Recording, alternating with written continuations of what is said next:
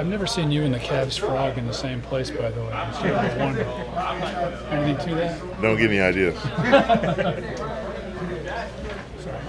Myles, what did you think of George Pickens' comments on Greg Newsome saying he didn't know who he was? Did you happen to see those comments? No, I don't read all that.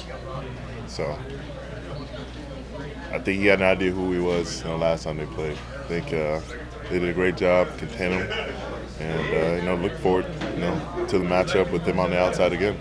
He's definitely a competitor. He's good at what he does, and so are we on the back end. And they look forward to matching up with their wide receivers every time. What did you think about his comments about you guys maybe not being a good team and the snow kind of pushing you guys towards that win? We played in the same snow, so I mean I don't see how it was to any benefit to us more than them. But we could be a better team on record, but we're good enough on that day, and we have to be good enough on Sunday. That's all that matters. Myles, can you repeat what you did against them in that Thursday night game? And so what would it take to have that kind of same performance? I mean, we got to stop the run. We got to put them in passing situations in which they need to hold the ball. We didn't do enough of that last week. Bo was able to get the ball off, quickly and on his timing. And the week before that, we were able to do that with Russell and them. So we have to, go back 2 weeks ago and perform to that same caliber, first and second down, and make them hold the ball on third down and later in the game. Did they do anything to you in that second half, or was it more? Kevin mentioned the snow, the footing. Was that the difference between first half, second half, Thursday night? A bit of the footing, for sure. But they started, running back was on my side, tight end was on my side, and they were sometimes sliding as well that way. So they were kind of throwing the kitchen sink at me. But at the end of the day, we have schemes around that. We just have to get in positions or down in distances where we can call that without putting ourselves in bad situations if they were to run a draw or just run the ball. When you're seeing somebody a second time, whether it's in the season or whenever do you sort of go through your mind what potential counters they may have, try to play out in your mind how they could counter what happened the first time you played them?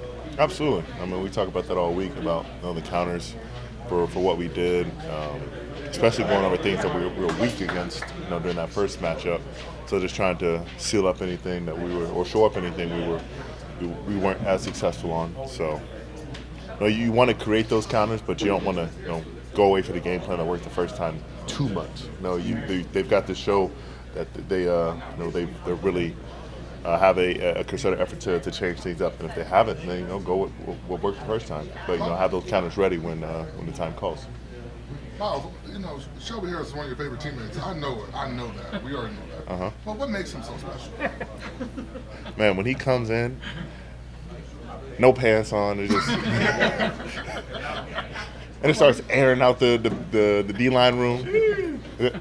I tell you, it's special having an old guy come in there like that. Here, Big Shell. Big Shell, not the little. We are the Harrises. Coming to you on Sunday, 1 p.m. Wednesday, Real Sports. So one more, Myles. Who's your favorite D tackle to play with? Well, probably Shelby Harris. Dalby. Dalby? Dalby Harrison. Hey, Myles, I'm guessing you don't hear a lot of trash talk when you're out there. When you do hear a guy chirping on the other side, Pickens, whoever, do you get involved? Only in grabbing my guy. Like whoever he's talking to, I try to just get him out of the situation. But I don't talk much, so you the guys don't really talk to me. And I just like playing the game. So there's not much talk unless just help each other up, or maybe it was a good move by him or myself, and then just a little compliments here and there. Usually me and Joe Burrow, hey Joe, hey Myles, something like that. Myles, in a season that obviously hasn't gone the way you guys hoped, there's this sort of historic thing being thrown around about you guys having, or this organization hasn't swept the Steelers in the season since 1988. How much would that mean to you guys? You know, at least a small sort of feather in the cap, given how things have kind of gone this year to accomplish things. I mean, you got to take the wins you can get. You know, that is a little bit of history that we haven't accomplished in quite a long time. So, you know, if there's something you can fight for, you gotta go out and find it. You gotta, like I said, you gotta find a reason why. You gotta start to build your legacy, and that's part of our legacy. You know, if we want it, we can go out there and achieve it. But it's going to be tough. They're a really good team, and we have to respect them. But you know, it's out there if we really do want it. How important? A couple more. That said, the rivalry. With that said, the rivalry. Have you seen that grow? Was it in my locker though? Yes. It was? The one next to me. Yeah. The one next to see. It's ducked under the. I got you. Okay, appreciate you. Have you seen this rivalry maybe grow over the past couple of years, or has it felt the same for you across the board in your time here?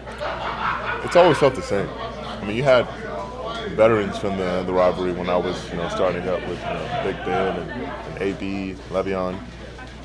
So it's really just evolved, but I wouldn't say it's gotten any bigger. It's just different characters playing the roles now. How important it would be for you to sweep this team the first time since you've been here? Important? I think it's always important to win.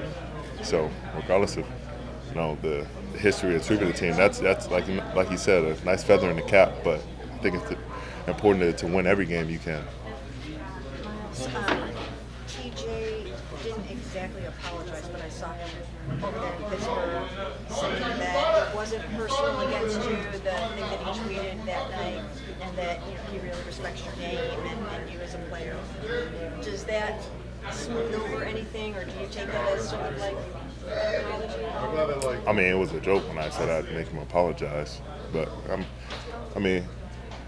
I take the games against the Steelers personal because they're the rivalry games. Everyone in the division is a personal game. Whether it's the Battle of Ohio, whether it's the Ravens, whoever it is, you have to create added motivation because it means more to the organization, it means more to the fans, and ultimately it means more to the players. All that stuff, all that history, all that tradition, it gets funneled into you over time. So, I don't take anything from that situation. I have a lot of respect for TJ, what he does, and how talented he is. But our teams are matched up, and I want to be the best player on the field, just like he does. So, look forward to doing that. Do you expect a kitchen sink from snap one? Absolutely.